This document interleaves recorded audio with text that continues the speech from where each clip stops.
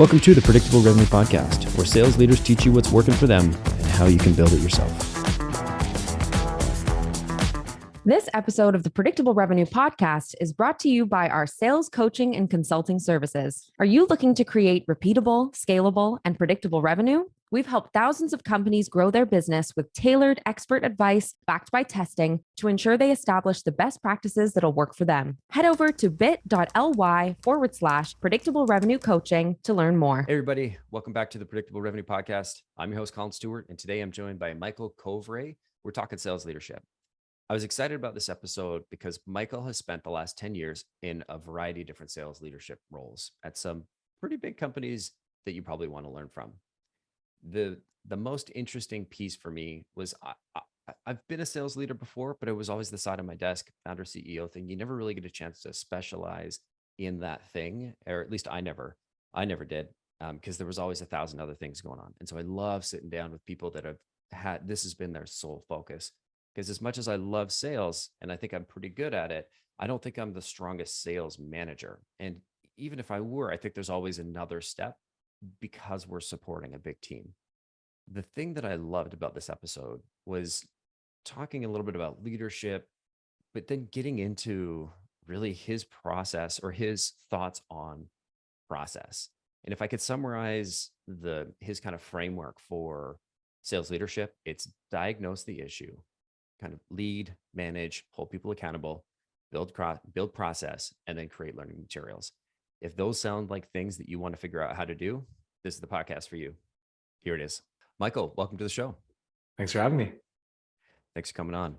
I am excited to have this one because it's probably one of the most common questions I hear from a sales development rep or an AE that want to take the next step in their career. And that's, how do I become a sales leader? What is required of me? And so I'd love for us to start there from your perspective, somebody who's been in sales leadership for over 10 years now.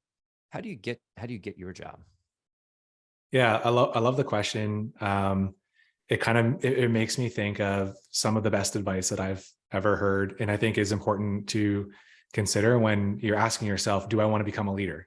A lot of times people consider leadership as a natural progression in their career path. And although it seems like it's aspirational, I think it's important to consider what it means and the type of career that it can be for you and your personality and your skill set and what you can bring to the table. So I think it's always good to consider. And again, the question that I always ask myself when I'm trying to decide which direction to take my career is, what am I doing in my day that makes me enjoy my day, right? Like what are the things that I'm doing that actually excite me and motivate me throughout my day and my process. And once you can pinpoint what those things are, you start to build a picture of like, how can I replicate that? How can I do more of that? And so for me, when I started out my career as an individual contributor, I hadn't really thought too much about leadership at that time. I was more concerned about just being really good at my job and trying to make a good impression and try to deliver great results, right? And as a result of working through that as a salesperson, I started to gravitate towards the things like, feeding a line to my neighbor in my pod around a good way to approach a call, or providing feedback to the other person if they ask for it, taking that new hire who just came on board and really just guiding them along and having them just really having them understand so that the trials and tribulations that I went through and what they can work to replicate or not replicate, right? And I found that those are the things that I really started to enjoy doing. And once I discovered that, I kind of felt like sales leadership was potentially the path for me. So the whole concept around coaching, right? Coaching and teaching is something that I had to realize is something that I truly enjoy and is more rewarding for me than actually closing a deal, right? So I think like the first step in becoming a leader is understanding what you enjoy doing, what excites you, what motivates you. If it's putting your head down and scoring goals, then probably being an IC is the way to go. If you like getting the assist, then maybe coaching is more along the lines of your career trajectory. So to me, that's the first thing. Once you've kind of established that, hey, this is where I want my career to go. There's obviously a lot that needs to happen that maybe you haven't really considered, like as an individual contributor in terms of identifying your sales process, right? Identifying like how to do my job more effectively and more efficiently, and being able to diagnose your business. Because really, as a leader, you're always diagnosing things. You're always trying to figure out where's the gap in the process, whether it's my reps or whether it's how I run my team. You're always just trying to figure out like where's the gap? How can I improve it? How can I be more efficient? How can I optimize? And I think like if you are an aspiring leader, start to do it with your own business. Start to self-diagnose. Start to understand what your process looks like. What are the data points? How do you get from A to B? What's everything that's involved? And where's the break in the chain, right? So I think there's a few things that you can do as an individual contributor to start to build that skill set of diagnosis and understanding how to really just optimize the way you do things. So those are a few things that I think about when I'm trying to give advice as to whether or not leadership is the right path to go. How do I start to think about leadership? And then from there, it's about, depending on what organization you want to be a leader at, there's obviously a bit of a game that's involved, right? There's a little bit of a understanding who are my mentors, who am I going to learn from, who are the top players from a coach perspective that I can really learn from. And then just the same as becoming a strong individual contributor. Like you really want to pick the best players in the game and try to create your own way of doing things. And it's just as important if you want to become a leader.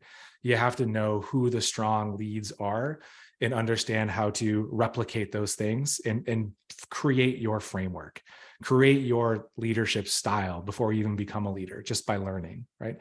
Because if you do have a chance to become a leader, you're going to go in an interview and you're going to be asked the question, what is your leadership style? How do you perceive leadership?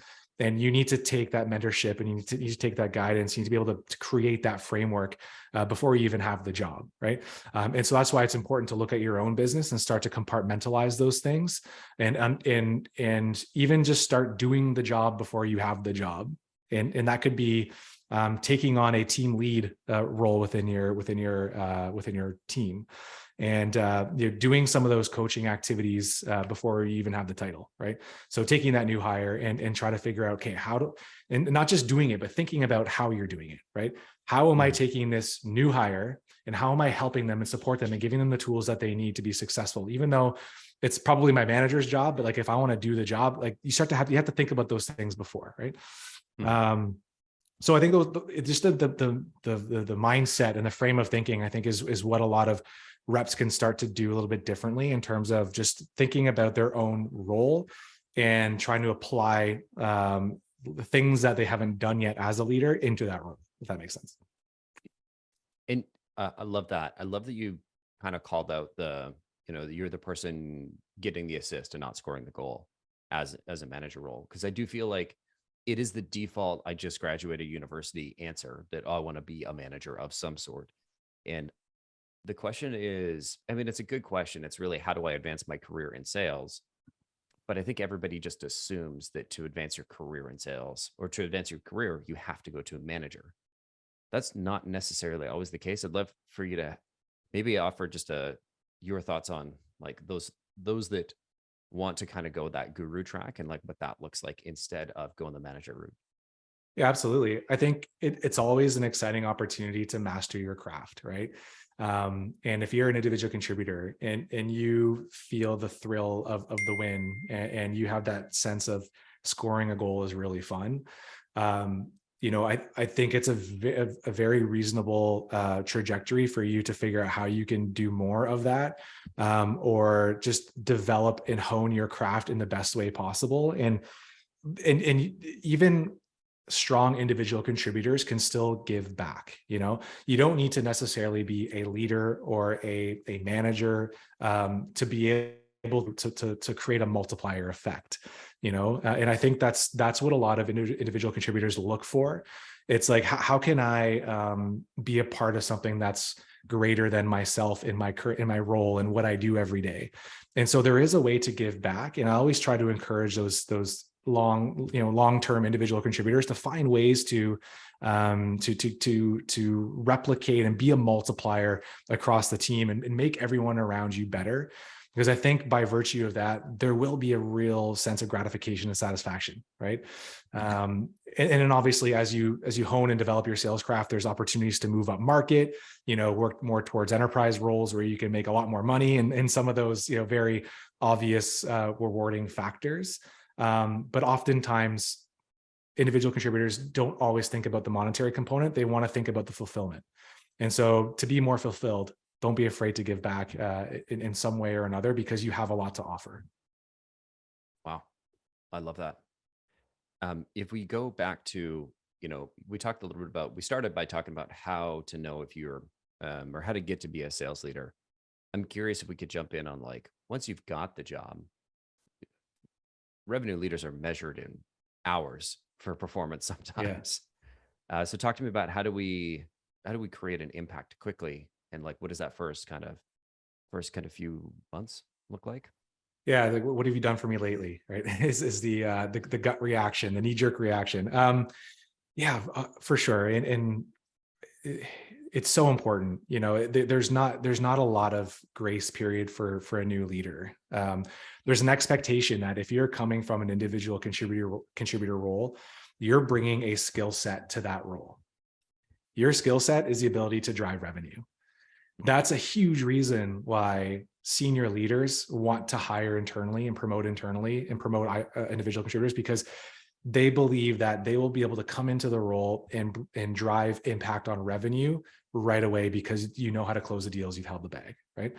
So that's an easy one. Like in the first 30 days, focus on what you're good at. And that's helping close deals, right? There's going to be a learning curve in how to operationalize your team. And those things are going to be really important. And if you're thinking about a 30, 60, 90-day plan, those are things that you're going to want to work on in the background to drive operational and team impact in that 60-day period. There's a book that I love, that I anytime I have an opportunity to work for a new team or a new company, it's called The First 90 Days. And there's this concept of a break-even point, right? So there's going to be a point, and the sooner that you can get to it, called the break-even point, the sooner that you can get to the break-even point, the better, which means as a new lead, there's going to be investments that the company is making in you, and an investment of time, an investment of dollars. Like there's going to be potentially disruption as a result of putting you in a leadership role. The sooner that you can get to a point where you're turning the tables on that, where you're bringing more investment to the company and you're flipping the equation, the sooner you can do that, the better. And the way to do that is by focusing on what your skill set is in the first 30 days. The second thing is you have to build trust with your team, right?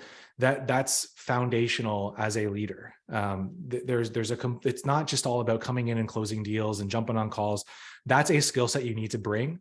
But the true measure of driving impact quickly is getting a team that's bought into you and bought into your vision. The only way that's going to happen is if you build trust and build a team culture, right? And so that's something that needs to happen on day one, which means you have to come in with compassion, right? You got to put yourself in the shoes of everyone on your team and do real deep listening, understand what the challenges are, what their goals are as reps, where are they looking to get to, what's going to prevent them from getting there, right? So just really building trust through listening and being able to turn that around and set standards of accountability through setting clear objectives, right? You want to make sure that the team knows where are we going? Where are you going as an individual, and where are we going as a team? What are our objectives? And then from there, just making sure that, probably the most important thing is you start with who, not how, right? Who are the players on your team? Are they players that are going to be bought into your vision? Are they players that are on the right seat on the bus with you? I love the terminology of on the bus. It's Jim Collins' Good to Great, one of my favorite leadership books. The whole concept is the first thing you do as a leader is you make sure you have the right people on the bus and that they're driving in the same direction as you. And if there's not, you got to make a change. So it starts with the people, right? So that needs to happen first. And then obviously, in making sure you're driving revenue because that's your skill set as an IC. And then from there, like once you have the team on the bus through that deep listening, through that accountability, clear objectives, then you can start building out your processes. And then you can start putting the systems in place because you have the team buy-in to follow you in that direction and are understand your why, right? And we can get into team processes and all of that, but that's really the foundation that I think is step one, super critical. And before we get into like people process, I'm curious, how do you see the sales leadership role kind of break into its like kind of core components? Like, how do I break into its core components? Well, the way I see it is, again, there's a foundation that needs to occur, and the way I've compartmentalized it as I've kind of gone through my different roles in different organizations is there's two kind of categories. First is leading people, and the second is managing process. Okay, so the managing the leading people piece to me is foundational. That needs to happen first. Once you have that component, then you can start to think about, okay, what's my rep operating process? How am I running my one-to-ones? Do I have an agenda? How am I coaching to performance? How am I helping my team create that root cause analysis, diagnosis of their own business? Am I performance managing up or am I performance managing out? Am I supporting with deal execution, right? That's the rep operating process. Then there's a team operating process. So at a team level, do I have the right people on the bus? Am I hiring and recruiting the right profile? Am I leading with transparency? Am I driving team engagement? Am I connecting them to the right resources? Am I able to diagnose where the pitfalls in my team are? And can I connect them to the right resources? And I think the mistake a lot of leaders make is they feel like they have to deliver the resources themselves or be the voice or be the content. I think being a leader is really just about connecting to the right, be the content. Yeah. Oh, I think you just need to outsource the content. You don't try to do everything. Like there's people who know more than you. You don't know everything as a leader. Find the people who know everything, connect them to your team, build internal relationships company-wide, and be a connector of people. And I think another key one around team operating process is like setting the tone for the non-negotiables, right? I think a lot of times as leads, we can be a little fluffy and a little disengaged when it comes to the demands of the role that we need to see happen. And we need to lay that out right away. Like these are the things that are non-negotiable, right? It could be, updating your forecast, making sure you have good Salesforce rigor. It could be just making sure you operate with high integrity. Whatever those things are that are just, you have to have them. That needs to be on the table as quickly as you can. And the last piece I would say is business operating process. Okay. So you have your rep process, you have your team operating process, and now you have your business operating process. This is probably the hardest one for new leads because this is your ability to manage up and translate down, right? And sometimes managing up means you need feedback from your people. You need to create a culture of feedback, and that feedback needs to come up and it needs to go down as well, right? So it's easy for us to give feedback to our reps, but getting feedback from our reps helps us understand how you come to work every day, essentially, and whether or not you are on the right track. Because I think a lot of times we make assumptions, and I think when we are trying to manage up, if we don't have a firm understanding of where we stand, we're managing up poorly.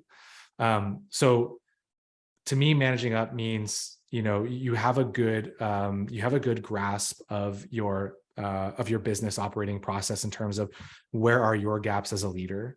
If you are behind on your number, are you able to work cross-functionally to, let's say, create programs with the marketing team, create programs with the business development team? How are you able to leverage your internal network to be able to plug those holes and create solutions to the problems that you've identified? And then obviously things like forecasting and all that kind of stuff, it comes along with it too. So I think those three categories of process are really, really critical, and how I kind of categorize it for myself. And for me, it really helps me just prioritize my day to make sure I'm accomplishing, my rep operating process, my team operating process, and my business operating process. I love that. And this comment is meant at no particular vendor, but I love that you started people process and we didn't talk about technology at all. I think there's a lot of tools out there that are that sell the dream of, it makes it easy to like one click buy some sales management in this tool. But I think it skips the whole, like, you can have a tool, but if you don't have the right people and if you don't think through the process, the tool is going to be irrelevant, because in my opinion, it's the last leg of the stool that supports the other two, not the other way around. And I find often people will start with the technology and then just like tech. And now we have 700 tech tools and we haven't thought deeply about process or people. Absolutely. And tech can be used as a crutch sometimes, as a Band-Aid to a problem you haven't accurately diagnosed, right? Mm-hmm. For instance, when I think about the times that technology are necessary, I think about most people listening are probably a part of high growth organizations, meaning they're trying to do more. And we're at a time where you can't do more with more. There's no incremental headcount growth anymore in a tough economic environment, right? Organizations still need to achieve that growth trajectory, but they need to do it with the same amount of headcount that they had last year. And that's a very real scenario that happens all the time. And there's only two things that can happen in order for that growth to occur. That is, you either need to do more or you need to do better, right?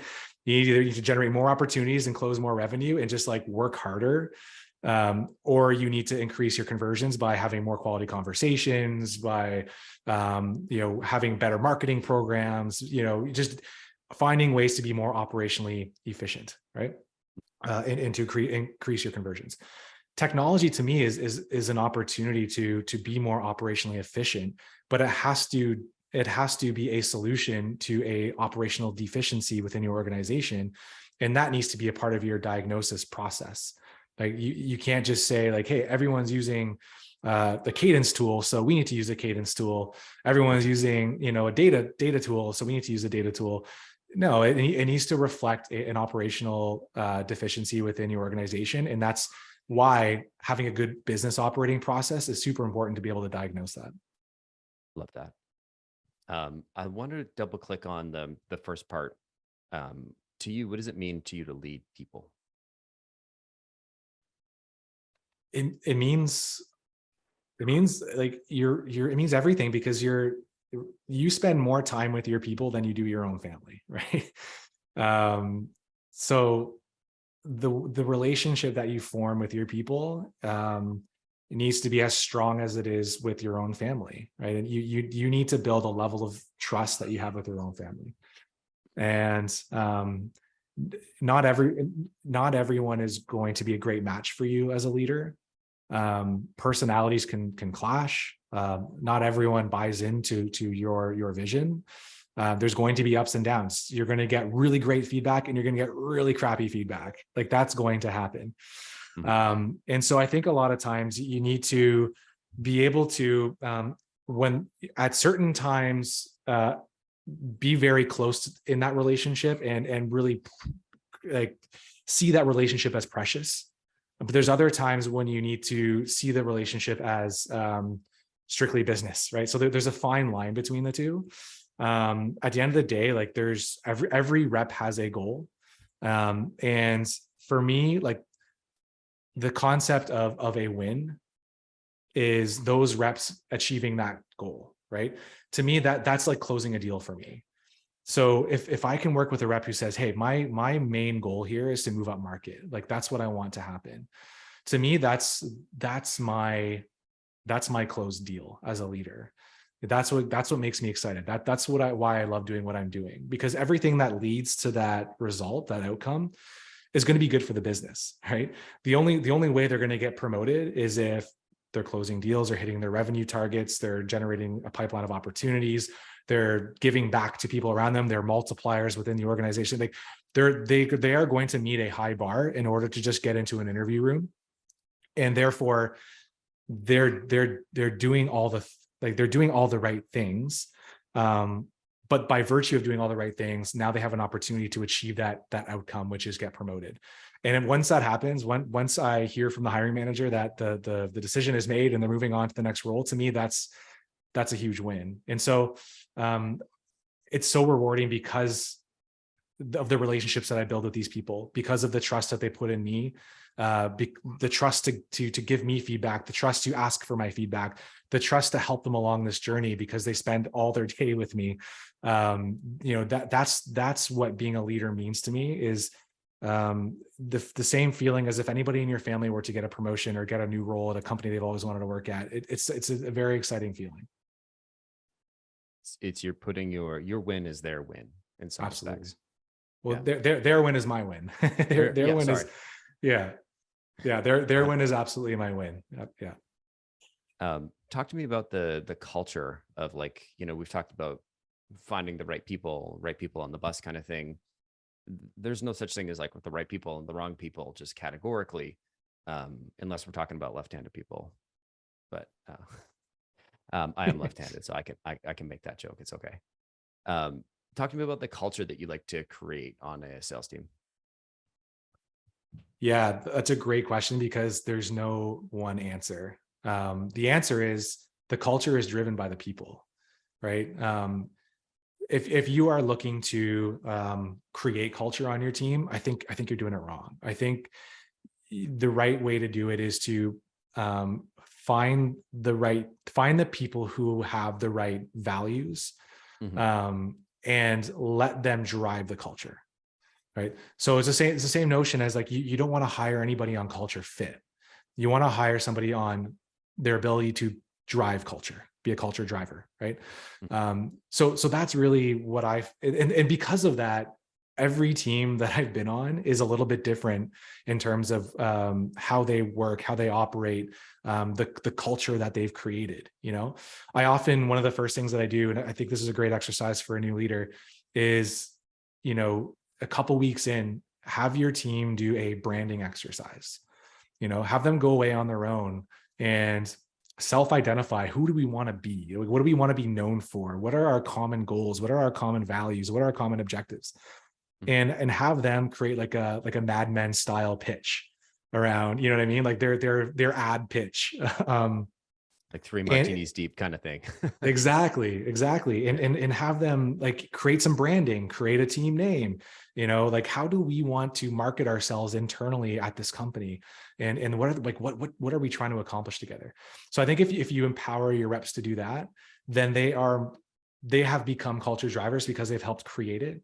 And now you can hold them accountable to that culture because it does reflect them. And when I hire people, absolutely, I try to hire with equality in mind, and not just equality of people, but just diverse ideas, right? Diverse ideas over diverse people, and so because of that, you get this great melting pot of values and ideas that help create and drive that culture organically, as opposed to you as a lead trying to do that. You as an individual, if you're joining a team or starting a new team, are there particular elements of the culture that you look for that you're like, oh, this is a good culture fit for me personally? Not saying that they're the right ones, the only ones, but other particular things that attract you to a certain sales culture. Yeah, for sure. I think I've said trust a few times. That's clearly one of them, and I don't take that lightly, and I don't think most companies do. It's easier said than done. But companies where trust is a high marker, is something that's very appealing to me, and teams as well. And along with that comes just reps and leaders and people who provide a level of openness with you around like where the business is at, what are the risks of the business, what are the benefits. Like, I don't want to be a part of a culture that has things to hide. Just let me know how things are, let me know where things stand. And you as a rep as well, if I'm in a one-to-one with you, like the more open and the more coachable, the more you ask for feedback, the more of a learner's mindset you have and a growth mindset you have, the more excited it makes me to coach. I think back to before, I briefly mentioned earlier that I discovered that coaching was right for me. Even before I got into sales, I used to be a hockey coach for a hockey school. And I always gravitated towards the kids who were high performers and wanted to learn more. The ones who were just like coming to me and saying, "Hey, can you help me be better here? Can you help me be better there?" Those are the ones that I'm excited to go out and help coach. So if I can find that in a culture of a team, that gets me super stoked to come in and listen to calls and jump on deals and do all that kind of stuff, because I know they want me there, and I know they have a genuine interest in developing themselves. So that to me is gets me very excited for sure. I love that. I also coached hockey and like power skating and all that till I lost Nice. feeling in all my toes for being in skates too much. And then I had to stay off skates for a few months. Otherwise the feeling wouldn't come back. The true hallmark of a Canadian. You're not a Canadian until your feet are numb from playing too much hockey. Yeah. And it wasn't the cold, it was nerve damage. Yes. I'm curious, we talked about when you're working with the people and you're getting to know your reps. The one thing I think I've struggled with is, especially with reps, is falling into the same habit of having the same one-on-one, the same check-in call every week. Is there anything you do that, like, what do you do every kind of on a weekly basis? What are the high notes? Like, is there anything that you have to like vary it up every week, or is it same? Yeah, look, I fall into that trap too. So I feel you on that one. When I don't fall into that trap, and when I hold myself accountable to ensuring that one-to-ones aren't stale, is I think about what the one-to-one should look like at a given point of a month. So for instance, the first week of a month, typically it depends on the organization and how they're targeted and measured. If you're in an organization that gets measured month to month, the first week of a new month is a great opportunity to reflect, right? Reflect on last month. So that's the conversation. Talk to me about how you think you did last month. What are some things that you would do the same this month that worked for you? What are some things that you're going to do differently this month that didn't work for you? What are some new initiatives and new ideas that you want to bring forward this month? So having a lot more of a reflective conversation. Week 2 or in week 1, depending on how long your one-to-ones are, I like to have and prioritize career development conversations or personal development conversations. Those can often get lost if you have the same like pipeline review formula every single one-to-one. You start to deprioritize probably the thing that is highest prioritized by the rep, right? It's like, where am I going next? What's my career looking like? So I want to make sure at least once a month I can orient the conversation around a career development chat. So how do you think things are going with you so far at this company? Where do you see yourself? Like, who are you networking with? What are roles that you're interested in? How are we going to get you there? What are you going to do to get there? Like just good career conversations. Mm-hmm. And then usually the last 2 weeks or again, like there's different ways to do it, but I want to make sure obviously that there's a performance pacing conversation in there as well. Like every month, how are you pacing? Are you on target on every single metric in the process, right? Depending on what you're measuring, like, are you on pace for your opportunities created? Are you on pace for your meetings? Are you on pace for your closed ones? And if not, what's wrong, right? Oftentimes, I think leaders can fall in the trap of not being agile enough in their one-to-ones. so that it's too late when you realize that they've missed all their targets for the month. You can't go back and help them fix that because it's too late, right? You want to be agile as much as you can throughout the entire month to maintain a drumbeat around your pacing, so that you can adapt if needed. You can talk through new strategies. You can offer support where needed. You can bring in support where needed. As I mentioned, like if there's a common thread that you have across all your reps, you go out and you connect your team to the right resource to come in and help address that gap. So having a pacing element, and obviously a pipeline review deal strategy as well comes in week 3 and 4, which is always really important. So that's typically all the things that I try to do, like in my one-to-ones every week. Not necessarily all at the same time, because I don't think it gives any one of those justice, right? Like you can't actually get too deep in any one of those, which is why sometimes I've tried out spreading them out over the course of a month. Gotcha. I've got this like idea in my head that I think I'm probably stealing from, there's a piece of software I used once and I was like, it's a cool piece of software, but I don't like things that like mess with my calendar or my Google or like email me too many things automated. But there's one that was a coaching tool and it had like, okay, now try these questions. Now try these questions. And I always thought that was really interesting, an interesting way of keeping it fresh. I never followed them. Was it Fellow? Was that it might have been, yeah, local Okay. Ottawa company, right? Yeah, I think so. Yeah. Yeah. Yeah. And I never ended up using it because it was just, there was too many things and it took me too much off the path. But I've always wanted to get back to like, okay, it's, the 3rd week of December. This is my theme in all my one-on-ones for the week. So that's, yeah, I guess that's where that's what I'm working on, not as successfully as I would like to. Yeah, I know it's super interesting because I have those reps who always come prepared. They always come with agenda items. And those are my favorite, because those are, for me, it's like, okay, they're doing what I've asked. It's like, this is your time to make sure that you're leveraging me as a resource to help you. And obviously, like I kind of have a backboard of agenda items that I can use in terms of like pacing and how you're doing deal strategy, all that. But I really want to prioritize what's important for them at this time. And the reps who come in with that agenda, I find are the most engaging one-to-ones, because they've already thought about the things that they want to work on.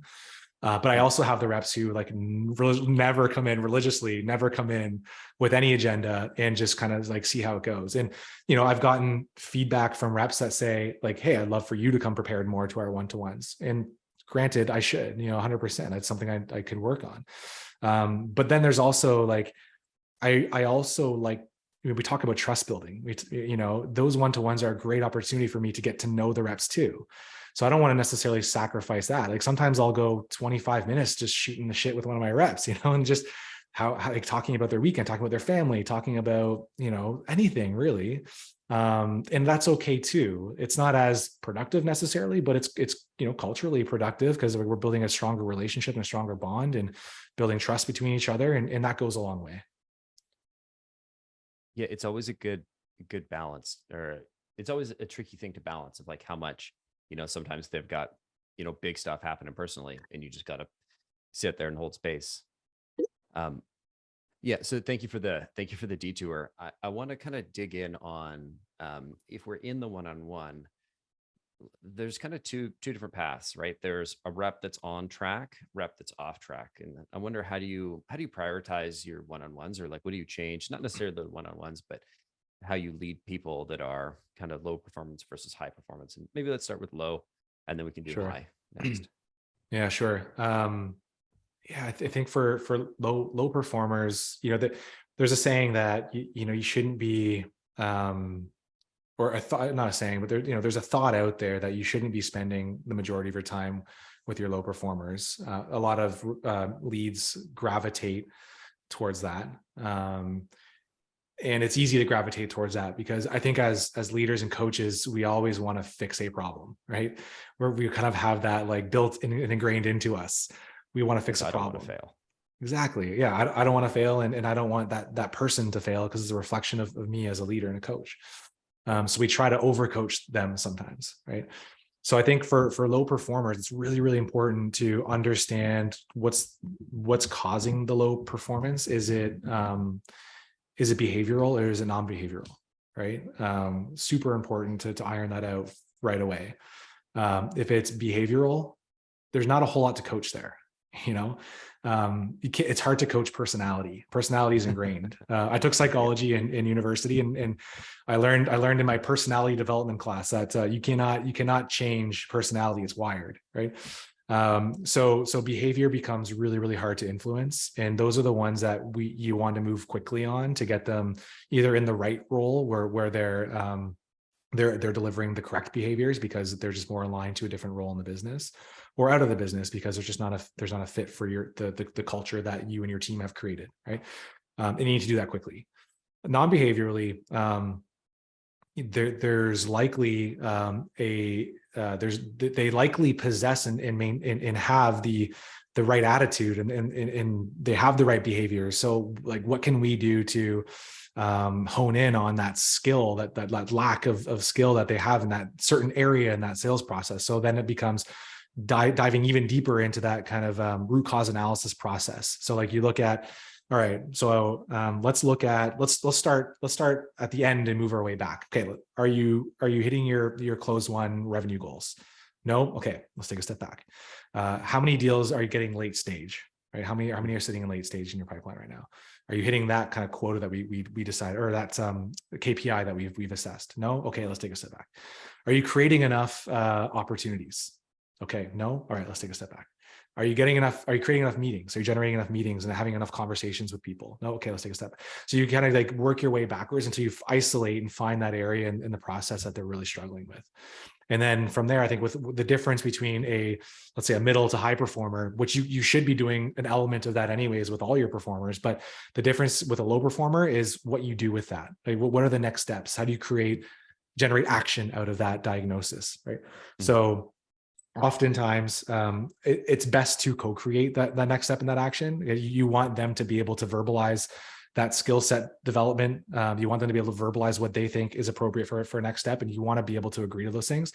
But generally speaking, you have alignment on what needs to happen, and there's a more rigorous kind of check-in on those things as you go. Whether it's daily or every other day, whatever it is. I've done different things with different reps. They could ping me in the morning and say, hey, like, what are you going to do? Like, let me know every morning before you start your day. Like, what's your plan for the day? How are you going to work on that thing that we worked on today? And let's check in at the end of the day, see how you're doing. So there's an element of like kind of rigor and accountability that needs to happen with those lower performers on a more of a regular basis to try to coach them up. And ideally, if that is successful, then you start to kind of like, loosen the chain a little bit and let them have a little bit more flexibility. And you want them to show you that they can do it without the added levels of accountability and rigor, right? Because they need to. You can't oversee, you can't micromanage people, right? So it just doesn't lead to a good outcome. Exactly. Yeah. You experience. For sure. Yeah. You can micromanage someone for an entire year and realize that, it was just a complete time suck for you. And we don't want that. We have other, players on the team who need attention. So yeah, I think like, as you're kind of working with those lower performers, you want to give them the flexibility and the freedom to show you that they can do it without your involvement. And ideally they can sustain that. And if they can't sustain it, then obviously, there's more formal processes that you can look at. But so that would be kind of the lower performer. The higher performer is fun because you can give them opportunities to do things that are more challenging, more engaging. Things like if you encouraging them to take on extra projects and assignments. How can you kind of change the game in which the game is played? Like extend those challenges out to your top players. Like what, or be a multiplier. Liz Weissman's Multiplier, another great book.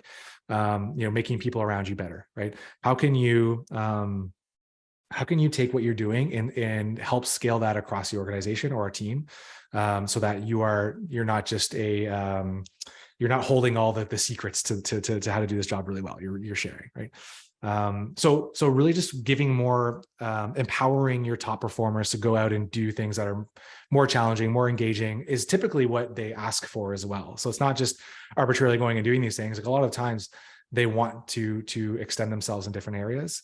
And so give them that opportunity, give them more autonomy. Like I've I've brought reps on my team into leadership meetings because they're interested in leadership, and that's a goal that they have. So I'll bring them in and listen to the conversations that we have as leaders, and bring a point of view to that leadership meeting. So like putting them in different positions and uncomfortable positions to kind of again, extend themselves a little bit in different areas of the business. Got it. I'm curious, how do you do any tactical work with a top performer to maybe get an understanding of like why things are going so well? So you can kind of feed that back to the rest of the team, or is it just sort of this is like the Spinal Tap guitar, like don't touch it, don't even look at it, just leave it alone? Yeah, I think what you might be describing is like a lone wolf, like where you're not really going to get a lot out of them because they have their way of doing it, and they don't want to share their secret sauce. Ideally, the culture that your team has created is a culture of sharing and a culture of development across the board, right? Which I think, over the years when I started out as a leader, I think there was more of a don't share the secret sauce feeling across the organizations that mostly I worked with.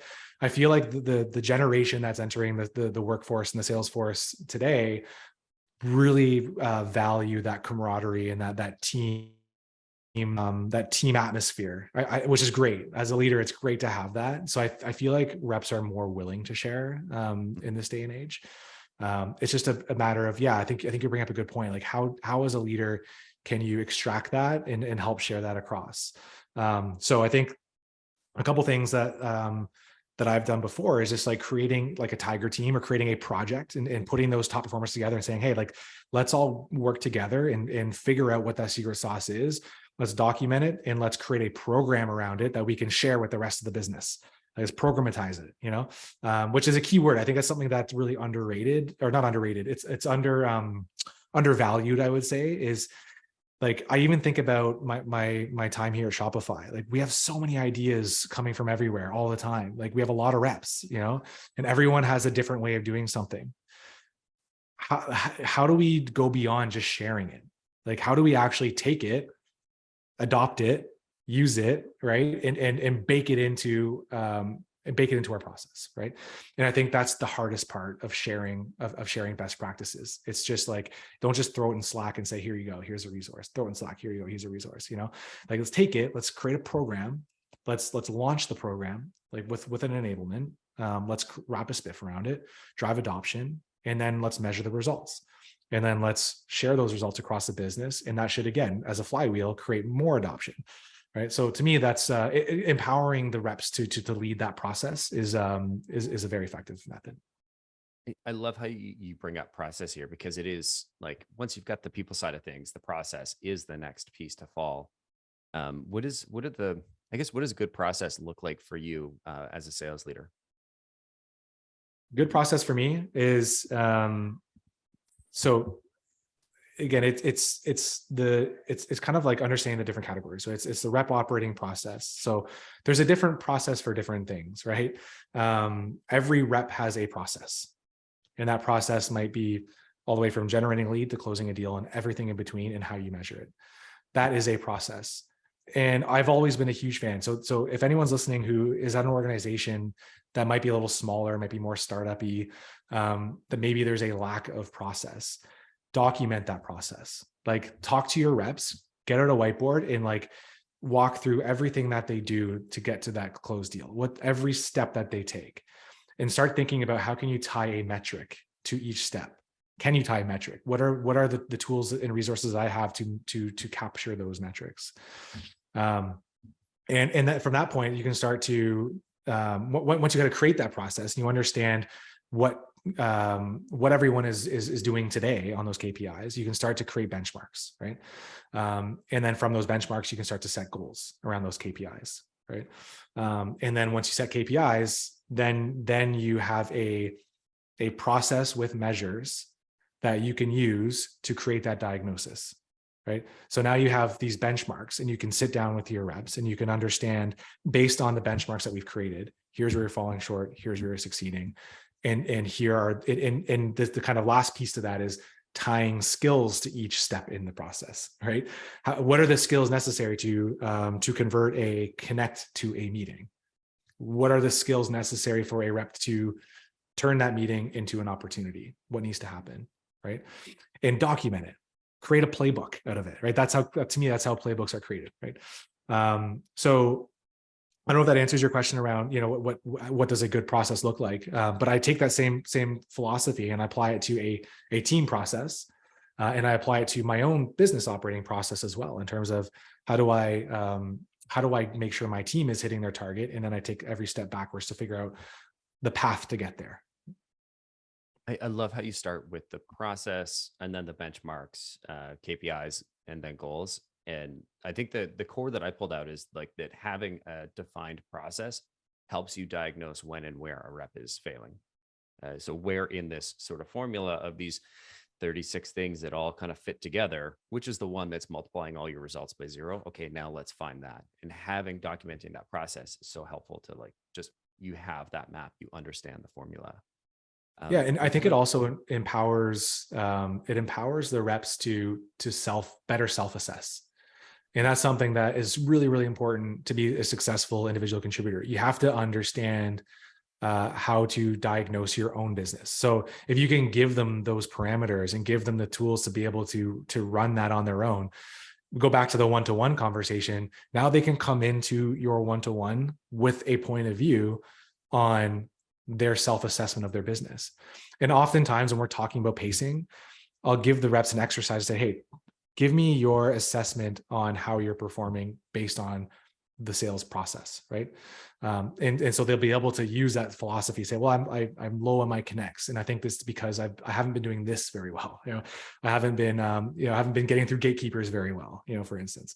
So 100%, I think it's the self-assessment component is really, really important for a rep's development. I love that. I want to zoom in on, I could talk process and sales process for hours. I want to be respectful of your time. Maybe if we could just touch on the different processes. I heard you say rep process, team process, business operating process. And so what is a rep operating process? What are kind of the important pieces, and I guess maybe why do you have them here in the first place? Sure. To me, it's foundational to how you run your business. If you don't know where you're going, how are you going to get there?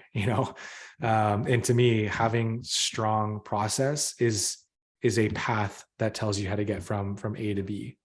It's not always going to be linear. There's always going to be things that throw you off of that path, and not everything is going to be as straightforward. But I think it's important when we talk about one of the first things you need to do as a lead is set expectations, and having a process helps you align to those expectations. So from a rep operating process perspective, we know we should be able to set appropriate expectations with our reps, what they do every day, giving them guidance for that when they turn on their computer and they open Salesforce and start looking at their accounts, they know what their approach is going to be for every single day, because they know how many calls they need to make. They know how many connects they need to get for that day. They've created a plan for themselves. They know which accounts are going to be targeting strategically. They know which accounts they're going to be targeting and more broadly, because they've created a plan, right? Which would be the very first step of the process. Like create a territory plan, create an outreach plan. Like, what are the plays you're going to run, right? And then you go out and execute. So having that process informs the rep what they're going to do every single day when they turn on their computer. Okay, the team operating process is aligning your team to common goals and objectives, right? Like, as a team, what are we trying to accomplish? Are we trying to be the best team in this given operating unit? Is our goal to just hit target? Like, what do we want to do? And what are the steps that we need to take to get there? And so having a process around if we're selling multiple products, how much of each product do we need to sell as a team? If we're short on one of those products, what are the programs that we can implement across our team, or the expertise that we already have on our team can we tap into to help like fill that gap in our funnel, right? So again, it gives you the benchmark so that you can create expectations with your team, because reps need objectives, clear objectives, right? And then on the business operating process perspective, I need to know, like as a lead, I feel like I need to have a direction on where I'm going. Otherwise, I don't know what I do every day. Like how am I, like my process would be, when I get up in the morning, like what are the things that I need to do when I first open my computer, right? Like, for instance, I've done like morning scrums with my team. I'm not doing that today, but like that's what my team needed at a certain time based on gaps that I've identified in my team operating process. That hey, we needed more agility in our team in our process. So we had morning scrums where we could talk about our goals for the day, right? And then from there, it's like, do I have? Let's say I came to an agreement with my team that I need each rep to add me to a call this week because our close rates are a little bit down and maybe we need some help with some of our more strategic deals. And I want everyone to get me on one call this week. That's something that we diagnosed in our business. Right. And then, like the other thing around business operating process is making sure I have really strong cross-functional alignment. So I'm not in this alone, that I know that in order for me to be successful as a lead, I need to have really strong relationships with my marketing partners. I need to have really strong relationships with my enablement partners, with my product marketing partners, with my leader, right? Leveraging all of those relationships to help me get to my end goal, which is attainment, whatever it is. So having those processes in place helps me with those benchmarks, so I know how to get from A to B. That's really interesting. I appreciate the kind of the look into like how you run your show. Because it's always been I always thought I would like the next step in my career was going to be sales manager, and I had the title at one point, but I was really just it's like managing one person. So in my opinion, I didn't do the job. So it didn't count. It doesn't count in my head because I wasn't doing a good job. I wasn't even doing the job. I was just an AE with a fancy title. So it's always interesting to see what that job, and it's not to say I haven't done the sales leadership job. I have had the sales leader job here at PR, probably for the first 6 years of our existence, but it was never like my full-time focus. So I always really enjoy these where I can get a chance to interact with somebody who's been doing this as their full-time focus for 10 years, because that's an incredible skill that you've built. If I summarize, it sounds like the big components are diagnosing what's going wrong, leading sort of general leadership, management, accountability, building processes, and then creating the learning materials that people need to sort of onboard to those processes. Is that a fair summary, or did I miss anything? Yeah, I think that's exactly it. The important thing to note is, yes, I have these systems and categories of how I view leadership, but the one thing that this helps me do is anchor where I know that teams are different, right? So it's good to have, like, if you create, like, not everyone needs to do it this way. Everyone's going to have their own way of operationalizing their processes. The thing that's going to change is the teams. Like, they're all going to have different needs. They're going to have different challenges. They're all going to have different goals. And so you need to be flexible with how you are operating, but have your framework, right? And so for me, this is my framework that I can always fall back on, because I think at the end of the day, like, being process oriented is not for everyone. Like, there's going to be leaders out there who just go by feel. Like, they'll go in there and just do what feels right. I wish I were that skilled. Like, I'm not the most charismatic leader, and a lot of some of the worst advice I've ever gotten is like, to be an effective leader, you need to be charismatic. It's not true. Like, you don't need to be charismatic. It helps.